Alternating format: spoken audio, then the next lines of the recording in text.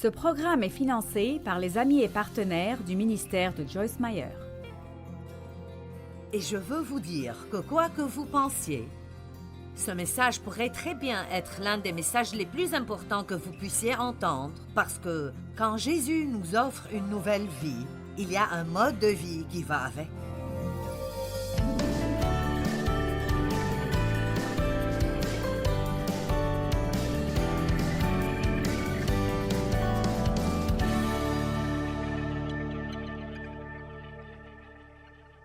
Jésus est notre guérisseur. 3 Jean 2 dit « Je voudrais par-dessus tout que tu prospères et que tu sois en bonne santé, tout comme ton âme prospère. » Je souhaite que tu prospères à tous égards et que tu sois en aussi bonne santé physique que tu l'es spirituellement et que ton âme prospère. Puis-je vous dire la vérité? Vous ne pouvez pas avoir une âme malade et une bonne santé.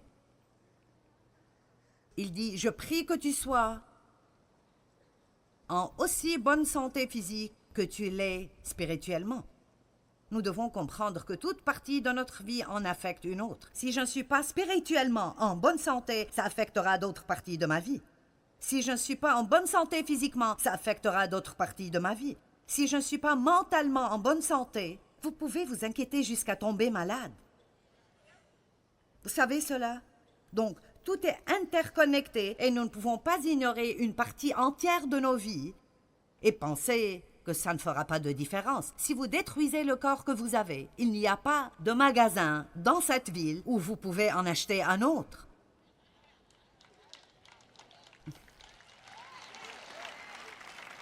Et vous savez quoi? Quand il meurt, il meurt. Et si vous n'avez pas de corps, vous ne pouvez pas rester ici. Et je n'ai pas encore fini ici. Je compte rester un moment. Cela veut dire que je dois m'occuper de la maison.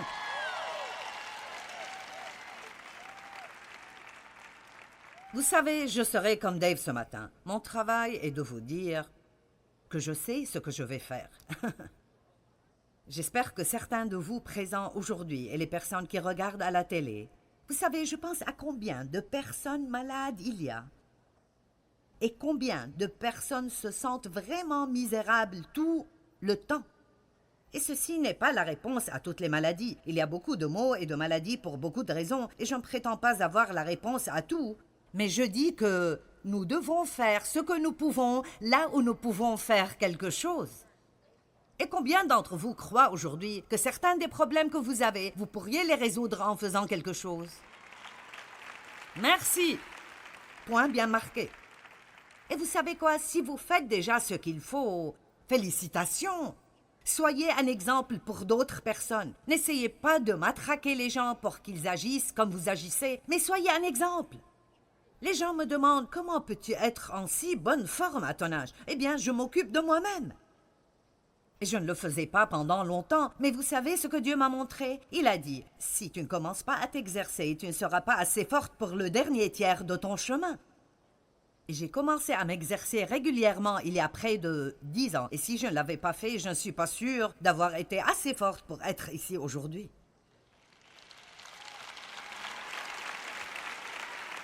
C'est aussi simple que ça. Et j'étais courbaturée pendant 2 ans.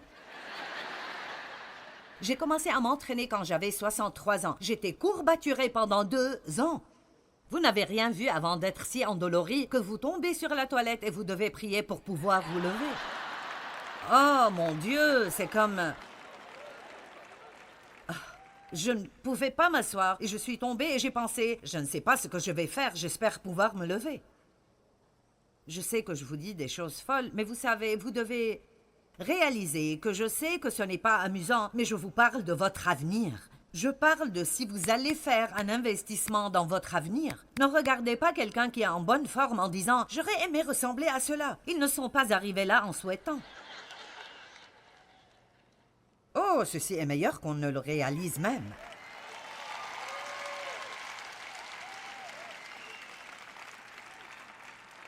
Il nous pardonne tous nos péchés et nous guérit de toutes nos maladies. Laissez-moi vous demander, voulons-nous des miracles ou voulons-nous des responsabilités? Ça sonne comme un autre tweet pour moi.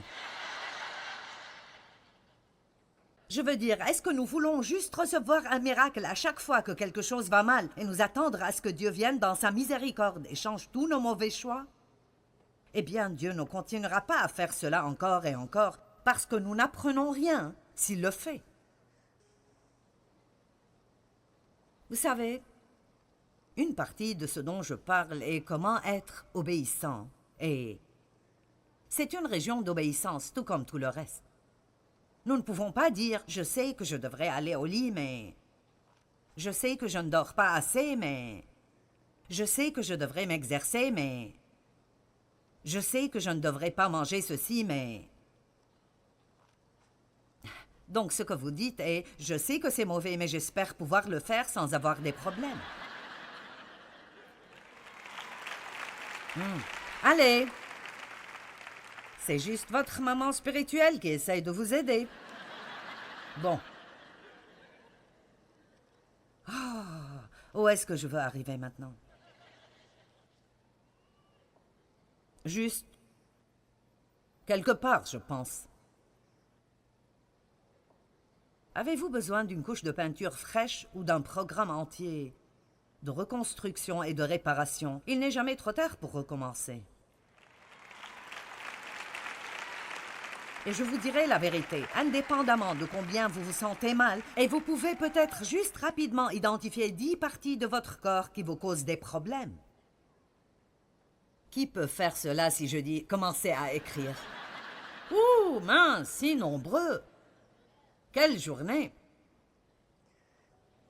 Et souvent, quand nous commençons à essayer de corriger des choses, notre corps proteste et nous pensons « je ne peux pas faire cela ». Vous devriez me voir certains jours quand j'essaie de faire des squats. Mes genoux disent « je ne ferai pas cela ». C'était comme « vous n'avez rien vu avant de mettre une barre sur vos épaules et… » Et parfois je pense « je ne peux pas, vous savez ». Et puis je pense « si, je le fais ». Vous ne pouvez pas faire des choses qui vous feront du mal, mais si vous avez un entraîneur, alors vous n'allez pas vous faire de mal. Et vous savez… Je me moque de si vous ne voulez rien faire d'autre que de marcher 2000 par jour. Sortez et faire quelque chose. Bougez. Bougez. Vous devez bouger. Peut-être que vous pourriez juste commencer par nettoyer la maison ou nettoyer le garage ou aller ramasser la poubelle du jardin. Je veux dire, pas tout le monde a besoin de commencer un programme chic. L'essentiel est que ce n'est pas que vous ne pouvez rien avoir. Je crois que nous pouvons faire toutes choses si nous les faisons avec modération. C'est l'excès dans nos vies qui est un problème. Vous pouvez ne pas dormir assez une nuit ou 2 nuits ici et là. Vous pouvez travailler vraiment dur pour un temps quand vous essayez de construire quelque chose. Mais nous ne pouvons pas continuer à faire la mauvaise chose encore et penser que nous allons nous en tirer. Donc je vous demande de nouveau, êtes-vous des investisseurs ou des joueurs? J'aimerais voir des gens qui se sentent vraiment bien maintenant. Commencez à investir. Je voudrais vous voir commencer à investir dans votre santé pour le futur. Amen. N'attendez pas de craquer pour le faire comme je l'ai fait. Faites-le maintenant. 1 Corinthiens 6,12 « Tout est permissible, admissible et légitime pour moi, dit l'apôtre Paul. Mais tout n'est pas utile, bon pour moi, opportun et profitable quand on considère d'autres choses. Tout m'est permis, c'est vrai. Mais je ne vais pas, et je souligne, je ne vais pas, me placer sous un esclavage et sous la puissance de quelque chose. Donc, que dit Paul? Vous savez quoi? Vous pouvez manger plein de biscuits et toujours aller au ciel. Salut! Vous n'avez pas à vous exercer pour aller au ciel. Vous n'avez pas à boire de l'eau pour aller au ciel. Vous n'avez même pas à dormir pour aller au ciel. Vous pouvez être très stressé et aller au ciel. Mais ce n'est pas la meilleure façon de vivre. Ce n'est pas la façon de jouir de la vie que Jésus est mort pour nous donner. Et ce n'est pas une bonne façon d'être un bon exemple pour d'autres personnes. Je peux faire tout ce que je veux faire, mais je ne deviendrai pas l'esclave de quoi que ce soit. Donc, quand un chrétien né de nouveau est rempli de l'Esprit dit « Si je mange un biscuit, je dois manger tout le paquet », Si je mange une seule chips, je dois manger tout le paquet. Il y a quelque chose qui ne va pas. Nous avons le fruit de la maîtrise de soi. Je peux manger un biscuit et ne pas manger le reste. Je peux en manger quelques-uns ou même aucun. La nourriture n'est pas mon Dieu. Amen.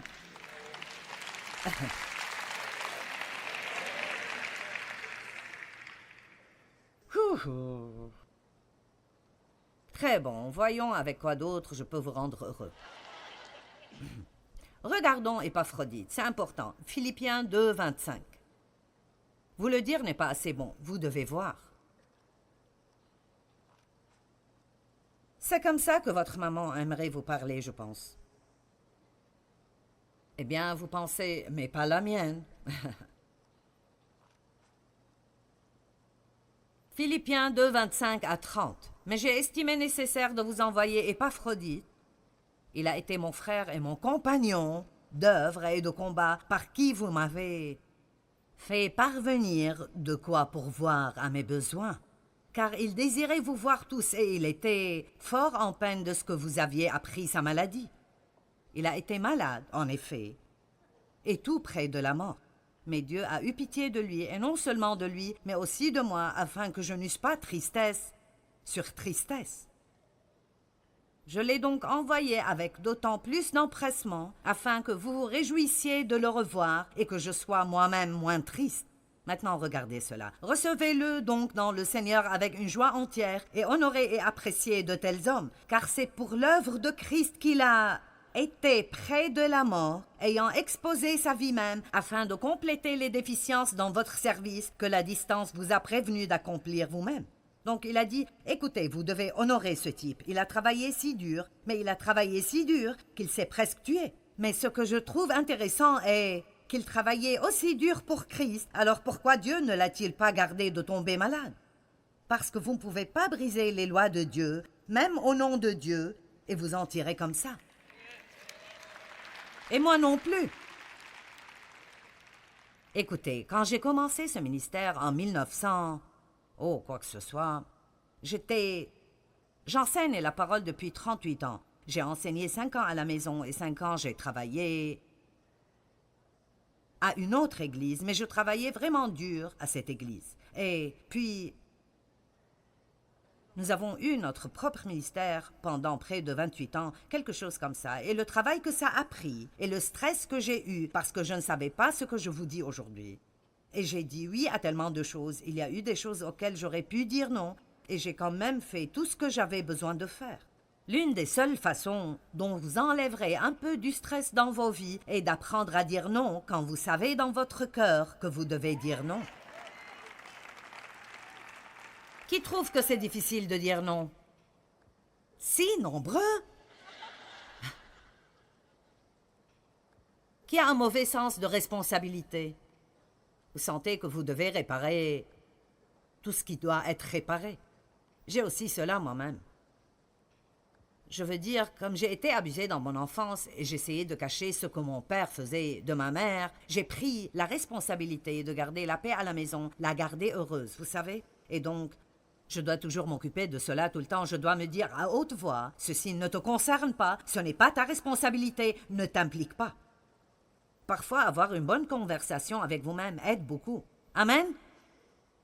Quand j'ai dit « qui trouve cela difficile de dire non », il y avait au moins 50 à 60% des gens ici qui ont levé la main. Donc comment pouvons-nous suivre la direction du Saint-Esprit qui nous guidera dans la vie avec un V majuscule si nous trouvons que c'est difficile de dire non aux gens quand le Saint-Esprit nous dit de dire non aux gens? Et pourquoi c'est difficile? Nous nous occupons trop de ce qu'ils pensent. Nous ne voulons pas qu'ils se fâchent de nous. Nous voulons que tout le monde nous aime. Nous voulons que tout le monde pense que nous sommes des personnes géniales. Eh bien, vous savez, ceci peut être comme « Eh bien, tu sais, j'ai juste un cœur généreux et je veux juste aider les gens. » Et ceci est bon. Ceci peut même être un don que Dieu vous donne, mais même un don poussé trop loin, plus loin que la direction du Saint-Esprit, peut vous causer des problèmes. Je connais des gens qui ont un don de miséricorde. Et je vous dis quoi? S'ils ne font pas attention, ils ne peuvent corriger personne. Parce que tout est comme « oui. » Oh, allez, je me fatigue aussi, suivez-moi.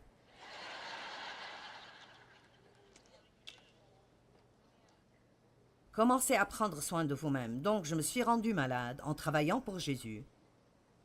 J'allais chez le docteur tout le temps et je m'énervais parce qu'il me disait que j'étais stressée. Je ne suis pas stressée. Vous savez ce que je veux qu'il fasse? Qu'il me donne quelque chose. Qu'il me donne quelque chose pour que je puisse vivre comme je vis sans que ce soit un problème. Oh, c'est bon. Donne-moi une pilule à avaler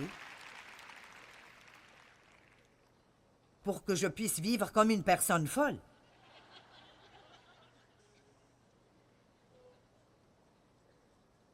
Est-ce que nous voulons parler des médias sociaux?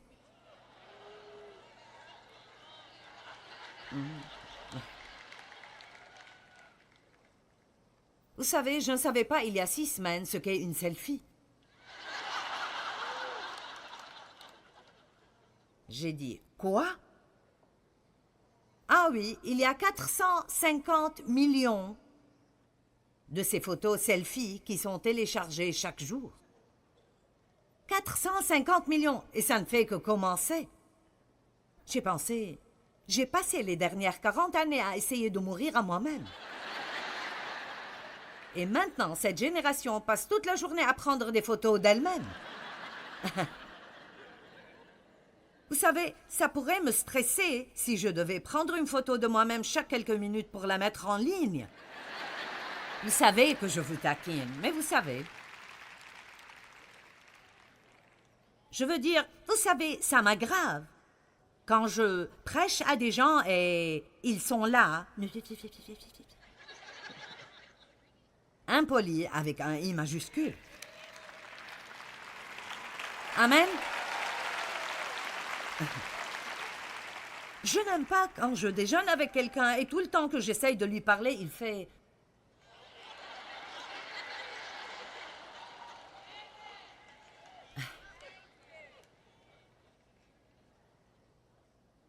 Écoutez, je suis pour la nouvelle technologie. J'aime la technologie que nous avons aujourd'hui, mais elle ne doit pas nous contrôler. Vous n'avez pas besoin de voir vos lettres quand vous allez à la salle de bain à 2 heures du matin. Vous savez, il y avait un moment dans votre vie où vous n'étiez pas aussi important. Et je ne suis pas sûre que quelqu'un de nous est si important maintenant que quelqu'un doit pouvoir nous joindre tout le temps où nous nous effrayons. Je veux dire, je sais comment j'agis quand j'oublie mon portable. Je dois retourner et le reprendre. Je ne peux pas avoir mon portable. Je veux dire, Dave vous le direz, je cherche dans mon sac. Oh, j'ai oublié mon portable. Puis je le trouve quelque part. Il dit, il est quelque part ici. Dave, lui, répond au téléphone quand il le veut. Vous savez, c'est vraiment, je dis, réponds au téléphone quand je t'appelle. Eh bien, il était en mode silencieux et je jouais au golf. Et je dis, bien... Je vous dis que j'avais une nouvelle histoire de Dave, mais je ne pense pas qu'elle aura sa place avant demain. Si vous voulez entendre l'histoire de Dave, vous devrez revenir.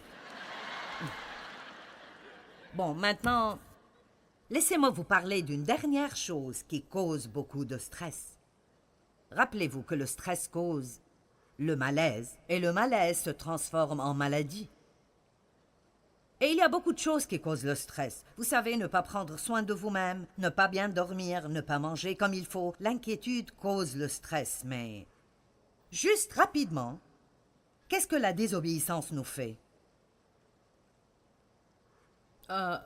Qu'est-ce qu'elle vous fait spirituellement, mentalement, émotionnellement et finalement physiquement? Parce que si tout le reste ne va pas, ça arrivera à votre corps. Qu'est-ce qui arrivera quand je sais très bien que je fais quelque chose que Dieu ne veut vraiment pas que je fasse ou que je ne fais pas quelque chose qu'il veut que je fasse? Et Dieu merci, plus vous êtes en Christ et mieux ça ira, mais... Qu'est-ce que ça fait? Eh bien, ça me donne une conscience coupable. Et il n'y a rien de plus stressant que d'avoir une conscience coupable. Vivre en sachant que vous ne faites pas ce que vous devriez faire et continuer d'agir ainsi de toute façon.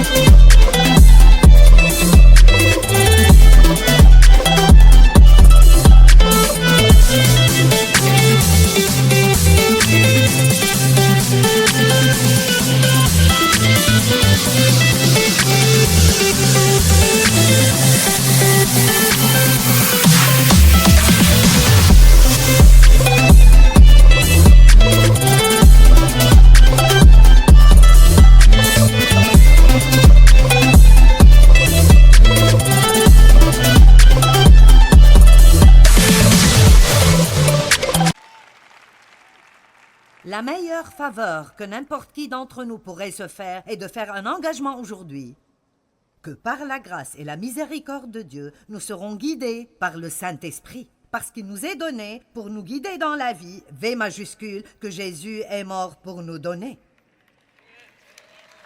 Et si nous suivons sa direction, j'écrirai un livre bientôt sur le stress, mais laissez-moi vous dire quelque chose.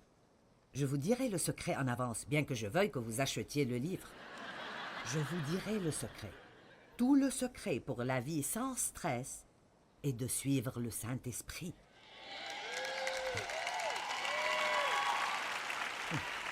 Maintenant, je devrais travailler sur cela, mais c'est tout, parce que Jésus a dit « Je suis venu pour que vous ayez la vie avec un V majuscule. » Et comme je partirai, je vous enverrai le Saint-Esprit et il vivra en vous pour vous guider, vous enseigner, vous convaincre du péché pour vous convaincre de la justice. Et si vous suivrez sa direction, waouh, la vie avec un V majuscule.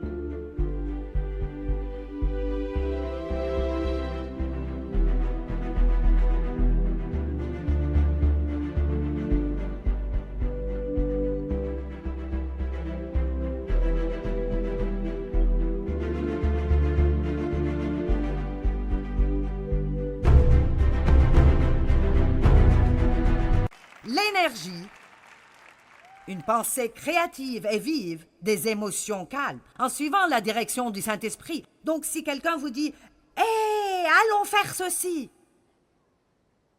et vous faites « et puis vos émotions disent « Je veux y aller, je veux y aller, je veux y aller !» D'accord, disons juste que vous avez pris un engagement de... Peu importe, j'inventerai quelque chose. Disons juste que j'ai pris un engagement d'aller voir ma tante qui a 87 ans, dont je m'occupe à la maison de repos le lundi. Et je lui ai dit que je viendrai et elle s'exalte et que je lui emmènerai un déjeuner et elle s'exalte. Et alors une amie à moi m'appelle et dit « Hé, écoute, il y a une grande solde au mall. Allons-y ensemble. » Maintenant... je sais sans devoir prier que je dois tenir parole avec ma tante. Mais, oh, je veux y aller, je veux y aller, je veux y aller, je veux y aller. Donc je dis une excuse stupide à ma tante, qui est en fait vraiment un mensonge chrétien. Allez. Et alors je ne tiens pas parole. Et je fais du shopping et je dépense comme ça de l'argent que je ne devrais pas dépenser. Et tout ce temps, je me sens pourrie à l'intérieur parce que je sais que je n'ai pas fait ce que je devrais faire. Et je vais à la maison et je me sens mal toute la journée, puis je ne dors pas bien. Et puis, je me sens déprimée et fatiguée. Et puis, je vais chez le docteur. Je suis déprimée. Peux-tu me donner quelque chose pour me remonter le moral? Allez, vous me suivez?